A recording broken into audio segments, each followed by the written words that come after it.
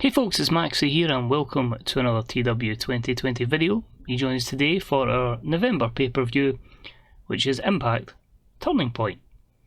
I speculated we'd be looking at about 4,000 for this event. Initially that wasn't the case, because I didn't realise when I picked a venue that this was done as a lesser event, so it would only been about 2,000 fans in attendance. Changed that around, made it normal importance because I want all our 12 events to be special. And of course we'll add in like lesser events down the line once we're a bit more financially stable. So the gate is roughly 4,000. We are going to try and see if we can push 4.2, but that might be stretching it a little bit. But we know the card, we've got 10 matches planned in. We've got a few surprises, we've got some new signings, we've got some loanees popping up as always, just to pop a little bit of a rating. But hopefully as we enjoy it. And yeah, hopefully it gives the company a bit of a boost in terms of size going forward. So without further ado, this is Impact's Turning Point 2021. Let's do it. So it turns out we have 4,070 fans at the Alico Arena for Turning Point. And as always, we have our self-promotion of people that are going to be in marquee matches. You know, if any of my videos, I've always done it for pay-per-views. So leading us up, we hear from Sami Callihan, Chad Betts, Moose and EC3, as the four of them will be the combatants for the television championship. They basically say what it will mean to them to be television champion and what they would plan to do going forward with the belt. The 61 rated segment sees all of them do well, unscripted, because Callihan hates promos that are scripted. And you've probably noticed we've took a massive gamble in hiring Ultra Mantis Black, as he debuts his comic book villain gimmick. Initial rating of very good. One of the highest stats in the game for announcing that was a free agent, so I believe we should be going with him, Striker and Callis, but it means once Striker's away with AAA, even though we've moved the show now back to Tuesdays, I can confirm that as well, that Ultra Mantis Black will be the main guy. I'm going to be honest, I'm aware who he is for TW, I don't know if he is a good commentator, I don't know his history, I'm not going to sugarcoat that. But attribute wise in this, looked really good. Opening contest of the evening. And a match that was good. Jeff and Matt Hardy defeated Alex Reynolds and John Silver in 12-12 when Jeff Hardy pinned John Silver with a twist of fate and swanton bomb combo. Jeff Hardy, in terms of in-ring work, head and shoulders above the rest thanks to the boost from Matt, giving them the excellent chemistry. Reynolds was off his game. It was just basically to end this kind of wee storyline at the moment. Whether I bring Matt back, I don't know. This was a one-off extension to get the pay-per-view done, and it was a 60 rated matchup.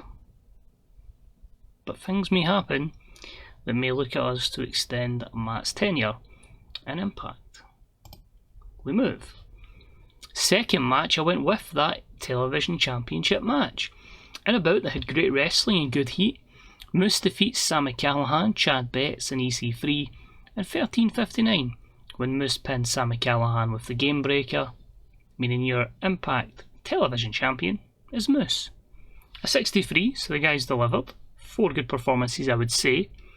And my reason for giving it to Moose was I feel he's someone that I don't book particularly well, and I want to put myself under pressure and give myself a challenge of booking him well. So there. Challenge is laid down by myself to myself. Moose, television champion.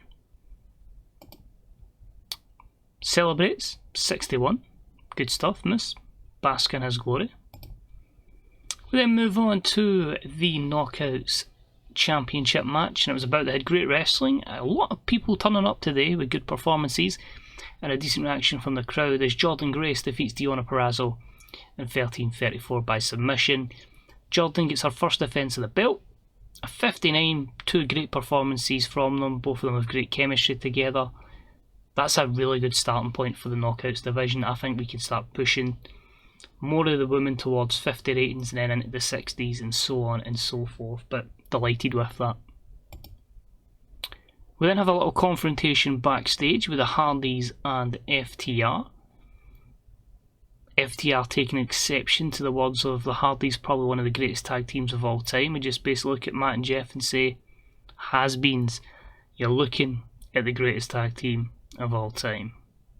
Both teams just laugh it off, but obviously you've got to tease a little bit of tension. in that 66 rated segment. Moving along, we had the bout between Wardlow and Matt Cardona that was thrown in at the last minute due to the destroying debut of Wardlow, and as you would expect, he destroys Matt Cardona. He had good heat and decent wrestling. Wardlow picks up the win with a Splash Mountain Powerbomb in 12-17, a 54 rated matchup. Wardlow off his game, but he'll gain some overness through this victory. They speak so highly about him, saying he's going to be one of these future champions. Let's see if we can make it happen in Impact Wrestling. We then moved on to the X Division, where it was a good matchup between Suicide and Chris Sabin. Suicide picks up the win in 12-10 by pinfall, a second defence of the belt. I felt these two would put on a good clinic together, and they've certainly done that in this 53 rated matchup. We then have Kurt Angle confirm a new signing to Impact Wrestling. I wasn't sure which program I wanted to throw him in straight away, but I felt it was a big enough name that we were able to make it happen here. WWE did not renew his contract, complete free agent, so signing on handshake deal. Claudio Castagnoli, Wrestle Machine gimmick, adequate, and 58 is pretty much his level of overness at the moment. I think he's such a steady hand that any save you're in, you've got to get him. Even if you're not going to push him, if you're going to job him out to people, the attributes that he's got can surely make his opponents develop and get better. So absolutely thrilled to get Castagnoli on board. Then in the matchup between Riddle and Shamrock, it had good heat and decent wrestling. Riddle wins in 8-15 by pinfall. A 56 rated matchup here, a lot better than I thought it would. I wasn't sure if Shamrock would last for a prolonged period of time, but yeah, good stuff between these two, and there's going to be quite an interesting spin on that down the line. You'll see what I mean in the next couple of episodes.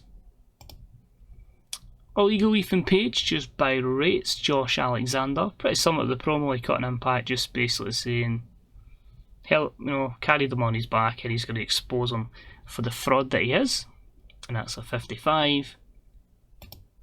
And their matchup had great wrestling and good heat, as Ethan Page defeats Josh Alexander in 13-31 with a spinning facebuster. A 60 performance, a 60 plays a 55 in terms of in-ring, so both on a good level.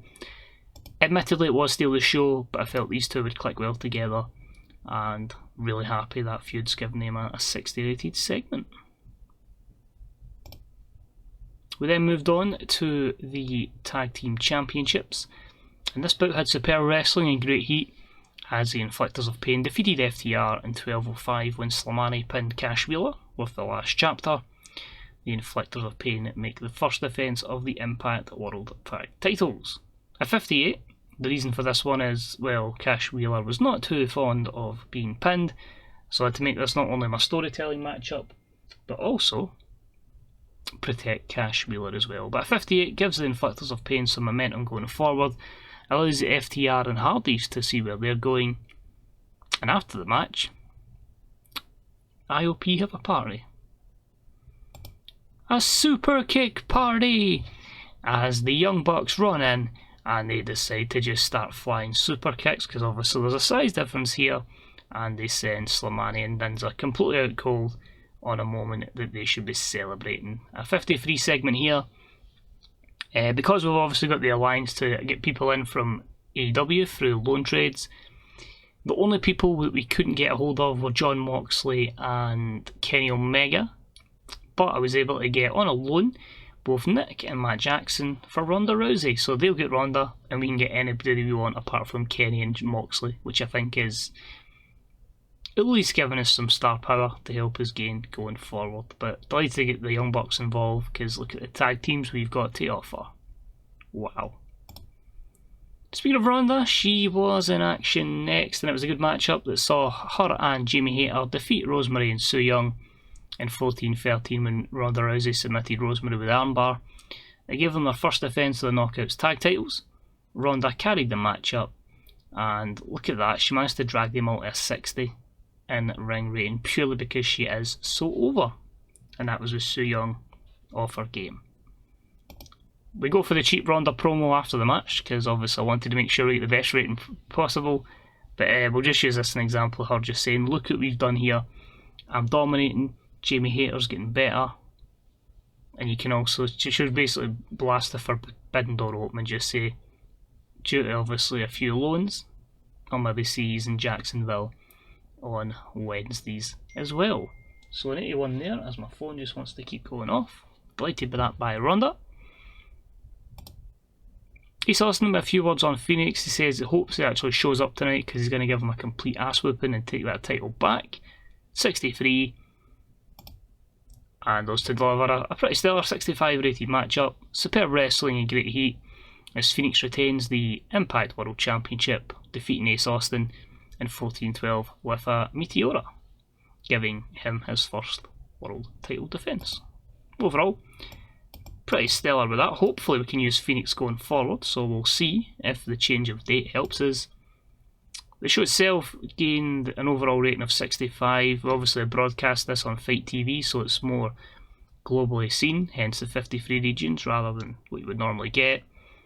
But yeah, absolutely delighted with that. The Ronda promo really helps. A good main event. To be fair, a pretty stellar show. A lot of kind of in that 50-60 rating, which just shows the progress we'll be making with the people we want to push. So there's already a few things set in motion for our December pay-per-view. I'll need to check and see what that actually is. But we'll get a few things we want to check when we get to the main screen, so that'll give us an idea of what we're going to. But at least you know the likelihood of two of our tag feuds. Obviously we've got a new signing in as well. And we've got Ronda Rousey just continually throwing people about. I'm really intrigued to see how quickly Jamie Hayter can gain in terms of overness, being alongside Ronda Rousey. There we go, because we're nearly at the end of the month. Oh, Super Crazy's retired, that's a shame. And WWE are going to give Aka the new contract in DLC, that should be concerned about. Nope, just Josh wanting a pay increase, that's fine, just keep everybody happy. We'll go with that. Matt Hardy's gone, as I say, that's fine, we'll try and get him back on loan. He's still there for another year in AEW, and I think they'll keep him, so we'll bring him in. 65,000 viewers, and that was a 0.09 on pay-per-view, so still nowhere near where we need to get, but the main thing is that size is at 52. Another 7 months of pay-per-views before we get to medium, because obviously the rest is pretty good. Big, yeah, that'll be a big wait till we get to that, because 77 in 5 mainland places. Yeah, that could be a couple of months on top of that, but at least we get to medium. More money in, better TV deals, better exposure, more people we can bring in. Many things to be happy with. So 16,000 is at the moment as our debt. It probably will expand over that.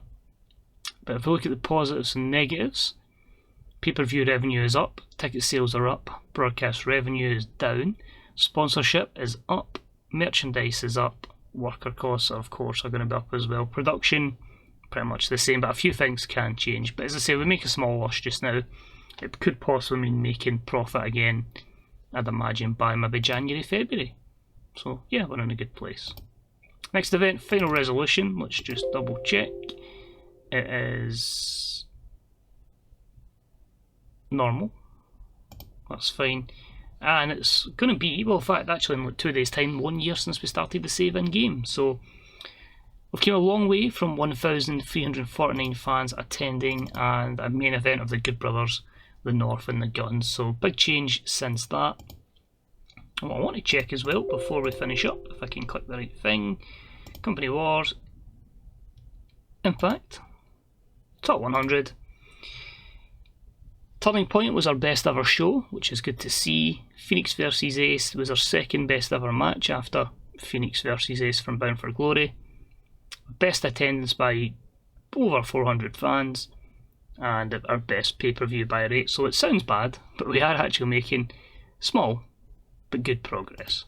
So thank you very much for watching. Hopefully you'll join us for the next Impact Wrestling taping, as we will carry on and seek to have a good pay-per-view at Final Resolution. And also, bye Rhino, we'll miss you, we're letting him go. So cheers for watching, stay safe, see you soon, bye bye.